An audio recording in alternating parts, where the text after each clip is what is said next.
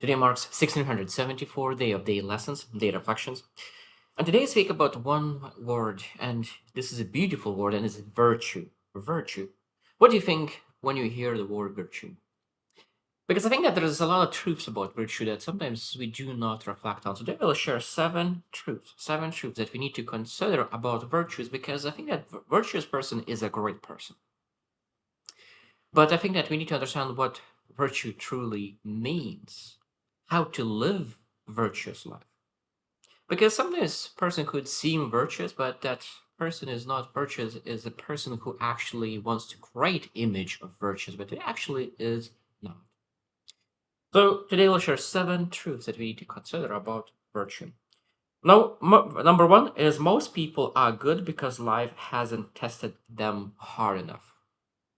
So what it means is that people are good because everything around them is good. But when life starts to pressure them, when storm comes in, they start acting totally differently out of virtue.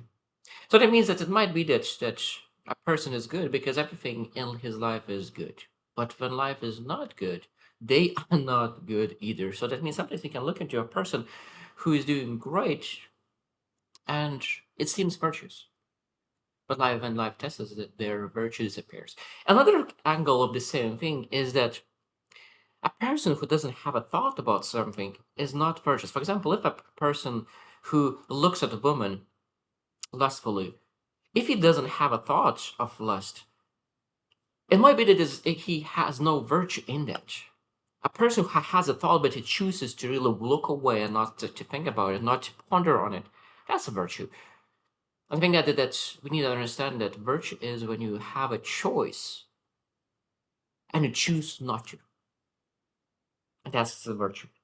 How about you? You cannot control what you refuse to acknowledge. You cannot control what you refuse to acknowledge. I have seen that sometimes people believe that they are not influenced by for certain things. I said, "Oh, I'm not influenced for sure," but I think that they are the most influenced. That is a blind spot of them. And we need to understand that if we deny some kind of anger, greed, ego, that could potentially become our that that could lead us to become slaves to that. So virtue is when you acknowledge that you're envious, you acknowledge that you lust, that you have lust, acknowledge that you have certain things, but you choose not to engage with that.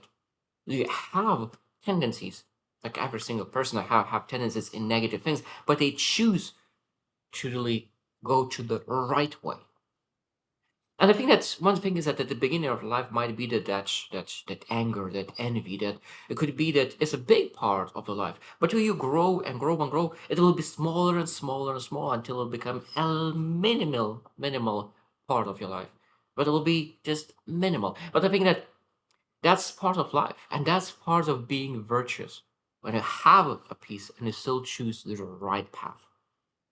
Number three, virtue without choice is just programming. And it's interesting because if you cannot imagine doing wrong, that morale doesn't have depth. And I think that we need to really see that there's in life there is a lot of shortcuts you potentially could do. But and you see that there is massive benefit and reward clearly by going those shortcuts. But because a virtuous person chooses not to and do it the right way, and you say no to shortcuts, no to wrong things, and I think that, again, as I always say, the choice makes you virtuous. And we need to understand that there will be a lot of options in life, opportunities to do the wrong thing and to do the right thing. And again, this is will be extremely important to understand are you virtuous or not. Number four, suppressed impulses become shadow behavior. So here's that's when we do not acknowledge that we have some kind of impulses and we try to deny it and suppress it, that will lead again to carry luggage with us.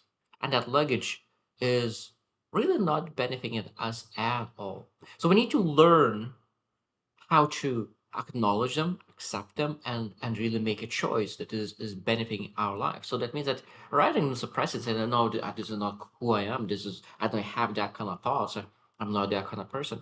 As I said, that it's not having a thought that is bad. Suppressing that thought is bad, and then and choosing that thought and acting on that thought is bad. So thought itself is not bad. What is bad is suppressing that thought or acting on that thought. Accepting that thought and choosing the right path, that is a good thing. That is a virtue in itself.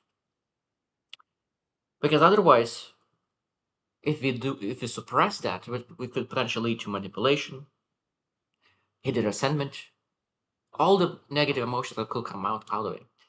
Number five, self-respect comes from restraint, not image. And interesting because you say that I had an option to betray myself, but I didn't.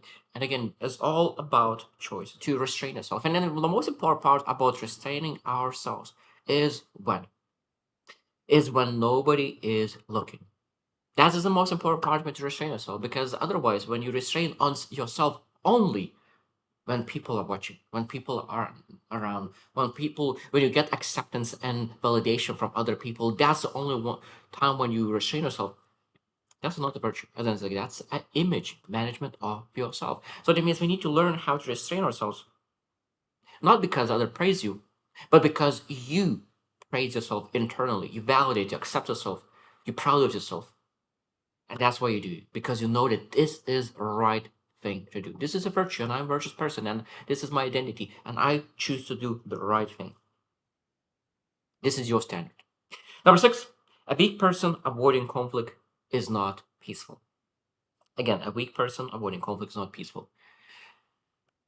And that's why I like a little bit on that topic, not a little bit, quite a lot, Jordan Peterson, who speaks that you need to be strong to avoid conflict. Because if you're weak and you avoid conflict, that is not a virtue at all. So we need to really develop strength within ourselves to really to become virtuous. You're not able to be virtuous if you're weak, because you are fearful. You walk away from conflict. So walking away from a conflict and restraining yourself from conflict when you're fearful and weak, this is not a virtue. And we need to always know that if we want to become peaceful as a virtue, we need to develop massive strength within ourselves.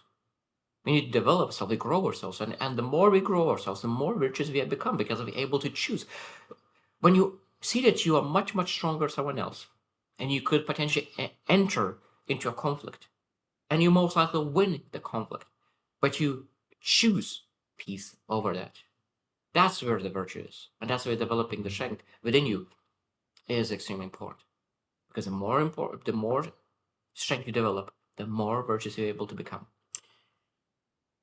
Number seven, the goal is not to become harmless. The goal is to become dangerous and disciplined. This is again what I said, and I really want to finish with that last thought, because the goal is to become dangerous and disciplined.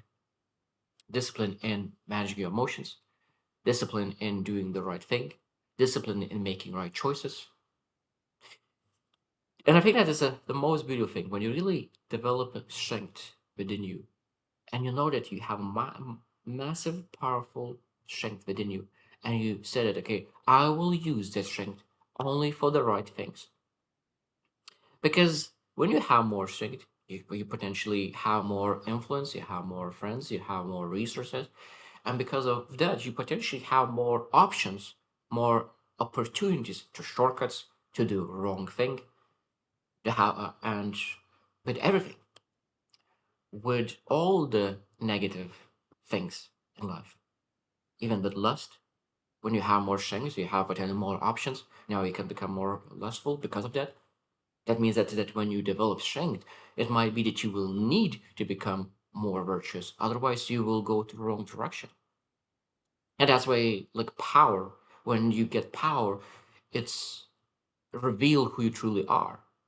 Because when you didn't had power, you didn't need to be virtuous because you didn't have options. But now when you become strong, when you have power, Now you need to show who you truly are, and then your action will show. Did you had did you have that virtue within you, or you never had that virtue within you? And now when you have power, you actually act not as virtuous person, but acting as a terrible person. Maybe not terrible, but just your behaviors are terrible. That's the end. You're not a terrible person. Your behaviors are terrible. And I guess this is a person where people say that money reveals who you are, power reveals who you are, because money and power and strength giving you options to use your virtue.